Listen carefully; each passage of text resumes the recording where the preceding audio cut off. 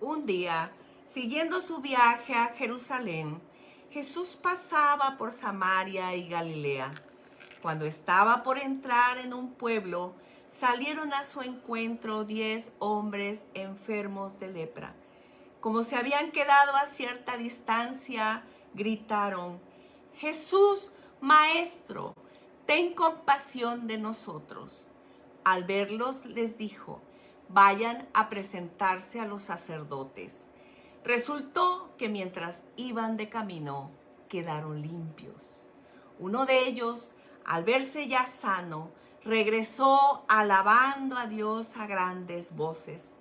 Cayó rostro en tierra a los pies de Jesús y le dio las gracias, no obstante que era samaritano. ¿Acaso no quedaron limpios los 10? Preguntó Jesús. ¿Dónde están los otros 9? No hubo ninguno que regresara a dar gloria a Dios, excepto este extranjero. Levántate y vete, le dijo al hombre, tu fe te ha sanado. Amén. Amén. Iniciamos el domingo pasado con este tiempo de reflexión, con un énfasis en la gratitud y con la pregunta, ¿tú tienes algo que agradecer hoy? ¿Tienes algo por lo cual estar agradecido en este día? ¿Hay algo que amerite que tú vengas y digas gracias? ¿Alguna razón en especial? ¿Algo en particular que puedas decir, he sido beneficiado? ¿He sido bendecido? ¿He sido privilegiado de alguna manera? Usamos la palabra gracias como una expresión de cortesía. Eso es real. Usamos la palabra gracias coloquialmente. No le damos una trascendencia mayor. Es realmente solo un formulismo social. Nosotros iniciamos cada domingo este tiempo de transmisión diciendo gracias a quienes se nos unen, aunque en realidad quienes están aquí convocados y unidos en este tiempo y en esta celebración de adoración, lo hacen ellos mismos por gratitud a Dios. Es un acto mucho más profundo que va inmensamente, mucho más lejos que solo el formulismo social típico o que habitualmente utilizamos. Es algo que va más allá. Hay mayor profundidad en esta expresión de gratitud. Hay mucho más de fondo. Y esto es así porque la gratitud es el acto de reconocimiento que brota del interior del ser humano. Es el acto de reconocimiento que tiene la capacidad adquirida de mostrar reconocimiento por aquello que se recibe. Es el acto de reconocimiento que nos empuja a dar proporción en nuestra mente a una expresión que se concreta en la palabra gracias, reconocimiento. Es un acto de rendición. Es de alguna manera sentir que somos vulnerables ante alguien que nos ha beneficiado, que nos ha favorecido de alguna manera. Suele suceder que en la costumbre y la confianza nos olvidamos de agradecer a quienes tenemos más cerca. Y esto deriva en una forma de hábito de la cotidianidad que consiste en no expresar reconocimiento, no decir gracias a la esposa, al padre, al hermano, a quien nos sirve de alguna forma. Muchas veces pasan años sin que alguien venga al padre y le diga, papá, gracias. Gracias por lo que haces por nosotros. Gracias porque vemos tu esfuerzo, tu dedicación. Mamá, gracias. Gracias, en serio, mamá. En verdad me doy cuenta, estoy consciente de lo que cuesta mantener todo esto funcionando. Mamá, muchas gracias. Hijo, gracias. Hijo, muchas gracias. Sé que te esfuerzas, algunas cosas te cuestan trabajo, pero gracias porque yo reconozco que tú como hijo estás haciendo todo lo que está a tu alcance. Gracias, hijo. ¿Le has dado gracias a tu pastor en este tiempo? ¿Le has dicho, pastor, gracias? En verdad aprecio lo que hace para que nuestra fe no decaiga, para que estemos cercanamente y esmeradamente motivados, inspirados, animados, enseñados para buscar al Señor. El Evangelio nos dice esto con toda puntualidad en la historia que leímos. Uno de ellos, al verse sano, regresó alabando a Dios a grandes voces. Cayó rostro en tierra a los pies de Jesús y le dio las gracias. No obstante, era samaritano. ¿Acaso no quedaron limpios los 10? Preguntó Jesús. ¿Dónde están los otros 9? ¿No hubo ninguno que regresara a dar la gloria a Dios, excepto este extranjero? Levántate y vete, le dijo al hombre. Tu fe te ha sanado. La gratitud nacida del espíritu que se rinde en reconocimiento es el cimiento fundamental de todo acto de adoración. Es prácticamente inviable, hermanos, es prácticamente inviable que apreciemos el verdadero significado de adoración cuando no sentimos que haya nada que podamos agradecer a Dios. Sería además un acto completamente ocioso. Sería un acto vano, estéril y hasta frívolo el presentarnos a alguna forma de culto pretendidamente dirigido a Dios sin ser movidos a agradecer en rendición y reconocimiento de quién es Dios y qué es lo que Él ha hecho por nosotros. Quienes viven convencidos de que no tienen nada que agradecer, tienen razón en sentir que se lo deben todo a sí mismos, que nada han recibido y no hay nada que reconocer a nadie. Pero, amados hermanos, la realidad de la vida es distinta.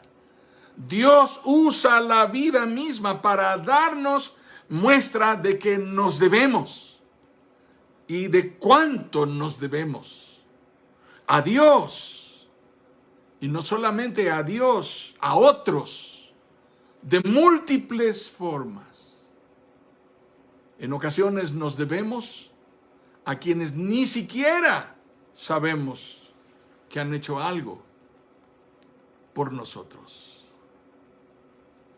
Fuimos protegidos del frío, aseados, alimentados y amparados cuando éramos absolutamente incapaces de hacerlo por nosotros mismos. Hubiésemos muerto de hambre, de frío, de miedo, inundados en un nido de estiércol si no hubiese habido alguien que hiciera todo eso por nosotros cuando estábamos recién nacidos. Antes de eso fuimos concebidos. Fuimos concebidos porque alguien obró soberanamente para que nos fuese dado, otorgado el don de la vida.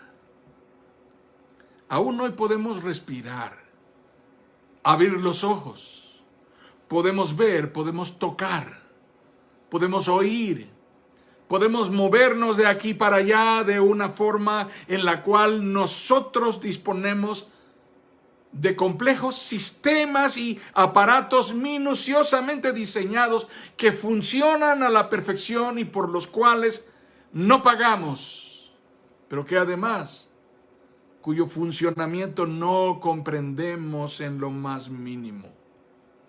Lo llamamos cuerpo humano. Poseemos habilidades, capacidades, destrezas, facultades que desconocemos cómo y cuándo las adquirimos. Solo las ejercitamos, algunas al grado de una impresionante especialidad y precisión, otras con menor interés y con menor énfasis. Pero en su conjunto todas ellas nos hacen personas aptas para una vida autónoma, para una vida autosuficiente en mucho más que lo esencial. Detrás de todo eso, detrás de toda esa inmensidad de cosas, ¿habrá algo que podamos y que debamos reconocer y agradecer? ¿O atribuiremos todo a la casualidad, al acaso, al sino, a la suerte cósmica? He experimentado en múltiples ocasiones este resorte que desde dentro me empuja para gritar cuán agradecido estoy con Dios y con otros. Quiero compartirles uno de los episodios más escalofriantes que vivimos en algún momento mi esposa y yo. Se trata de nuestra experiencia en el crucero de carretera. Se trató una llamada en la que un miembro de la iglesia, donde estaba yo pastoreando, había sido trasladado y estaba atravesando por una circunstancia de adversidad mayor. Mi esposa y yo dejamos a nuestros hijos pequeños a buen resguardo, nos subimos a nuestro auto viejo, tomamos carretera y eran pasadas las 11 de la noche cuando salimos de casa. El camino nos tomaría alrededor de 3 horas para llegar hasta la casa de la familia donde estaba albergado este hermano, este miembro de la iglesia. Llegamos hasta un punto de la carretera, un entronque difícil. Eran casi la 1 de la mañana y ahí era obligado a hacer un alto total. Exactamente en ese punto y justo antes de reanudar la marcha, en el instante de arrancar de nuevo, nuestro auto se apagó y no pude encenderlo.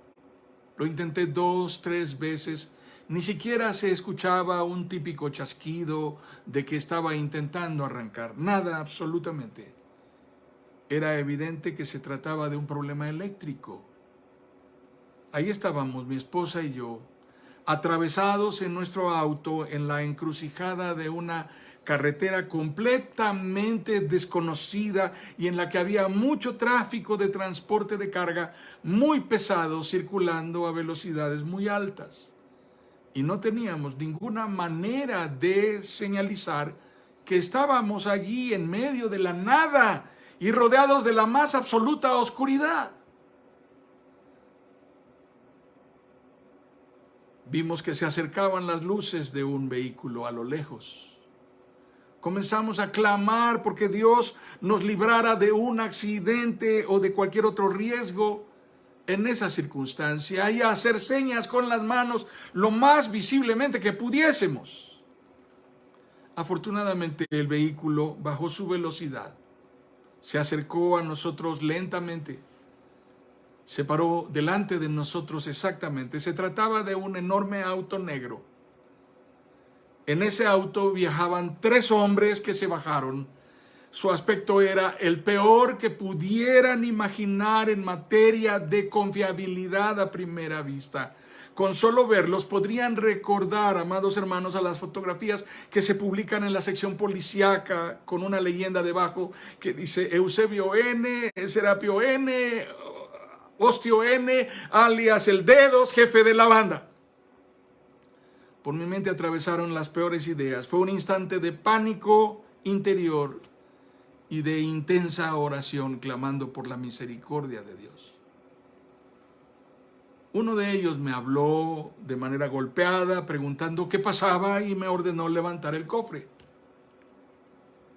Me dijo que me pasarían corriente y que lo seguiría hasta el pueblo que estaba adelante a unos 15 minutos. Ahí me dejarían en un taller que estaba abierto las 24 horas. Así exactamente fue como sucedió. Cuando llegamos a ese punto, el hombre que conducía sacó la mano y me dijo que allí me detuviera y siguió su camino sin detenerse. Nunca supe quiénes eran.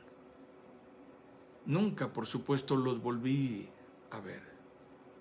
Tenía una bola atravesada en la garganta.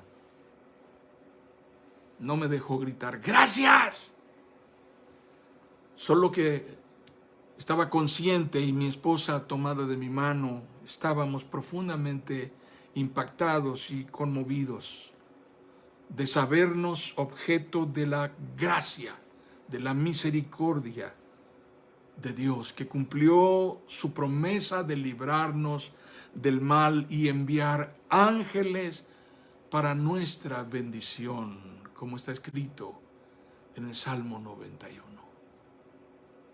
A sus ángeles mandará cerca de ti que te guarden en todos tus caminos.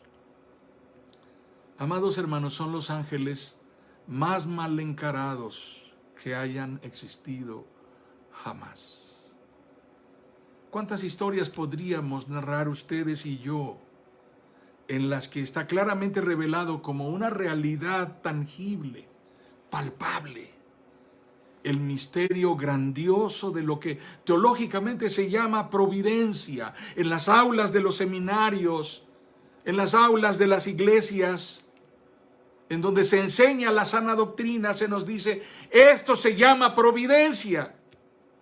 Y esto que se llama providencia nos muestra el carácter, nos muestra la naturaleza de Dios, de Padre cercano y amoroso, que se esmera, que se revela bondadosamente. Ese carácter y naturaleza de Dios está expresado en esta desconcertante forma de actuar en nuestro favor que llamamos providencia. Y pocas veces estamos conscientes de su intervención e impacto favorable en nuestro diario caminar. En ocasiones ni siquiera sabemos que Dios nos libró de algo, de lo que en realidad nos libró y en lo cual estábamos verdaderamente en riesgo, sin percatarnos de ello. Eso es un don. Es un don. La palabra don significa algo dado, algo otorgado, algo recibido por solo la gracia, que quiere decir un acto generoso e incondicional a la vez que imposible de corresponder. Providencia, esta es la causa que nos determina a vivir permanente y perseverantemente agradecidos, y es una manifestación de su misericordia, un acto de su bondad, fiel, perseverante, una revelación de la benevolencia siempre cercana de Dios. De nuevo, ante la historia de los 10 leprosos sanados por el Señor Jesús, no podemos menos que reconocer cuán reveladora es. Resultó que mientras iban de camino quedaron limpios. Uno de ellos, al verse ya sano, regresó alabando a Dios a grandes voces.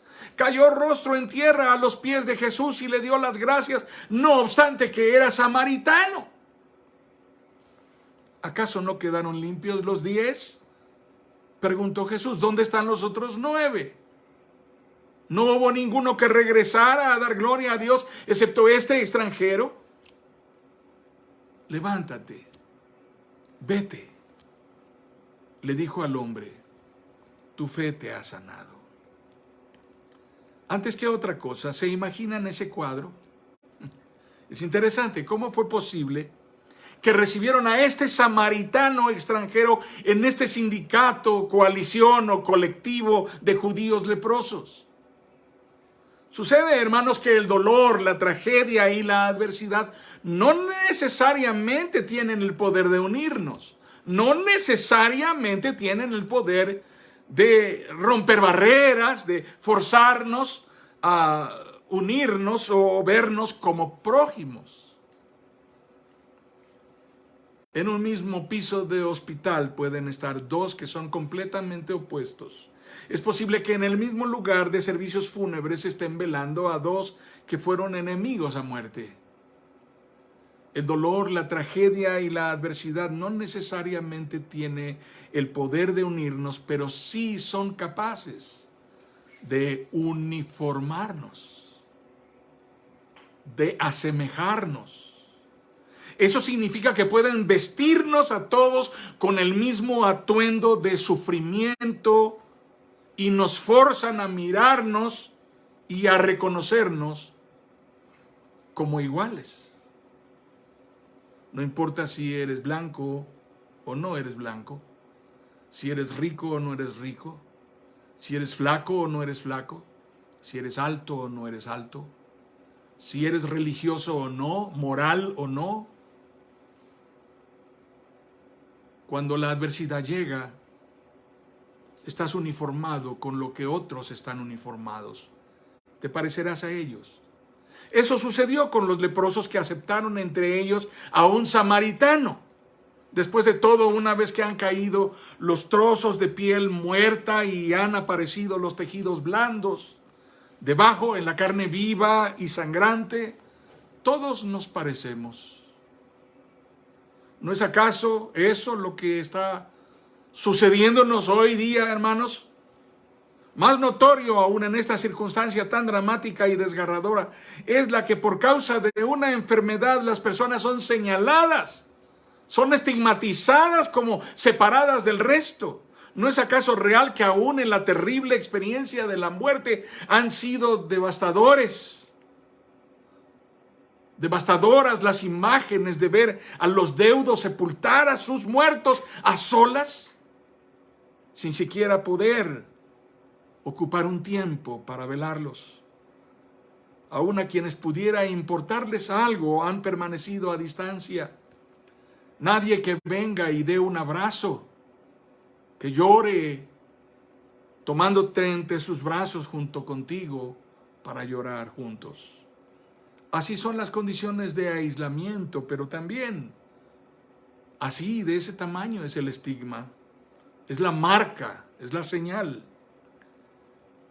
Lo que le tocó vivir a nuestro Señor Jesucristo es parecido a una situación en la que 10 personas que están contagiadas de COVID vienen a mí o hacia ti y te piden que hagas algo por ellos. Imaginar eso nos permite dimensionar esta realidad. ¿Qué harías? Estos 10 leprosos han venido juntos y nuestro Señor Jesús no los rechazó. Han venido a Él y no han sido rechazados, lo que hubiese sido el comportamiento típico o habitual. Por el contrario, han recibido un trato de dignidad, han recibido una instrucción precisa del Señor. Ahora es necesario decir que la lepra es una enfermedad desconocida hoy en día en la generalidad de los casos, aunque cada año hay 250,000 nuevos casos de contagio de el bacilo de Hansen. Fue descubierto en 1873 por el bacteriólogo Gerard Hansen. Gerard Hansen, un inmunólogo, bacteriólogo, un científico, descubrió que este bacilo era la causa de la enfermedad. Hoy se sabe que es una enfermedad provocada por un parásito. Es absolutamente curable. Puede ser difícil de diagnosticar debido a que tarda hasta 5 años en aparecer como lo que es realmente. Pero en la historia de Israel, cuando una persona tenía una mancha en la piel, eso era digno de mucha observación. Las personas se escondían, se ocultaban, se cubrían. Más revelador puede ser que las características de ese parásito provocan la insensibilidad, la apariencia necrótica, muerta o putrefacta de los tejidos, las deformaciones de las extremidades y la impresionante amputación de los miembros que literalmente se van cayendo a pedazos a medida que el mal avanza. Los enfermos no eran atendidos. Sus familiares los consideraban una vergüenza. Y existía un signo de exclusión terriblemente inhumano sobre quienes estaban enfermos. Eran obligados a permanecer alejados de las casas, de las poblaciones. No tenían acceso a los lugares públicos y en los casos más compasivos eran frecuentemente ahuyentados o echados fuera, pero en situaciones extremas eran apedreados hasta morir. El Evangelio dice claramente: cuando estaba por entrar en un pueblo, salieron a su encuentro 10 hombres enfermos de lepra. Como se habían quedado afuera, gritaron a cierta distancia: Jesús, Maestro, ten compasión de nosotros. Es notorio que ellos habían venido a Jesús para pedir ser sanados, pidieron ser sanados por Jesús. Observemos que a diferencia de otros actos milagrosos en los que nuestro Señor Jesucristo obró para sanidad, este parece tan gris, parece tan poco impresionante, parece un acto de sanidad tan poco brillante, tan deslucido. Parece. El Señor Jesús no tocó a nadie. No hizo nada extraordinario aparentemente, ni lo oyeron ordenar a demonios o a la enfermedad salir de los cuerpos atormentados y corrompidos de los leprosos. Solo les indicó ir a los sacerdotes. Insisto en que es muy notorio que Jesús no los tocó. Y eso tiene mucho sentido, porque al tocarlos, su condición, la de él, hubiese sido de impureza ritual. Jesús los envió al sumo sacerdote porque era necesario que ellos cumpliesen el rito de purificación. En realidad hubiera sido completamente improbable que estos 10 leprosos atravesaran la ciudad siendo leprosos y dirigiéndose al lugar del sacrificio para cumplir con los rituales de purificación. Me explico, no se trata de una especie de plantón o de manifestación del colectivo de leprosos exigiendo que se respeten sus derechos humanos.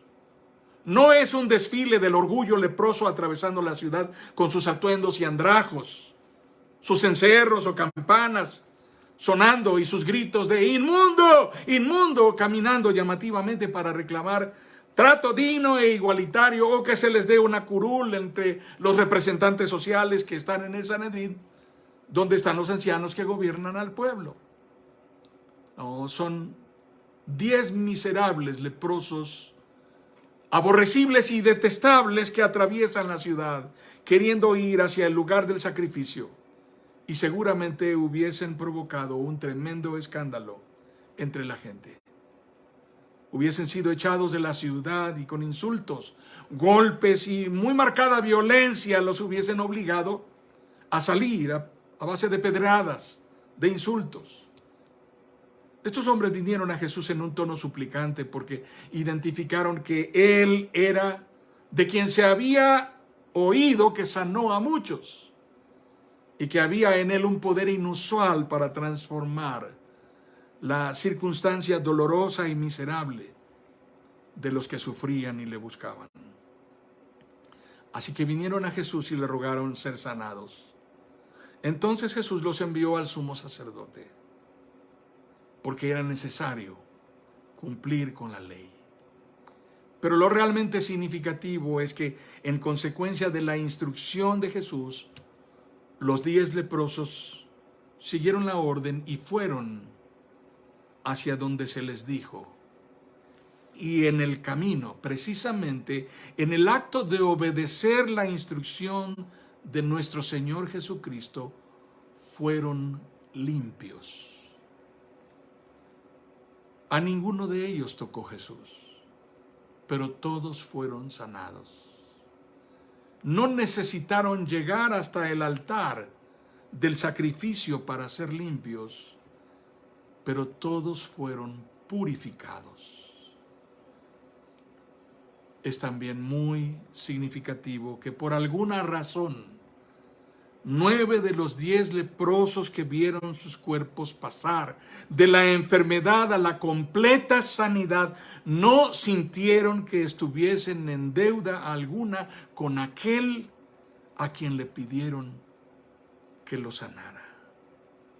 Estos 9 hombres, cuya vida fue transformada, no experimentaron ninguna convicción interior de rendición y reconocimiento, ni fueron movidos a dar crédito alguno a quien los escuchó con dignidad y les dijo qué hacer para ser sanados.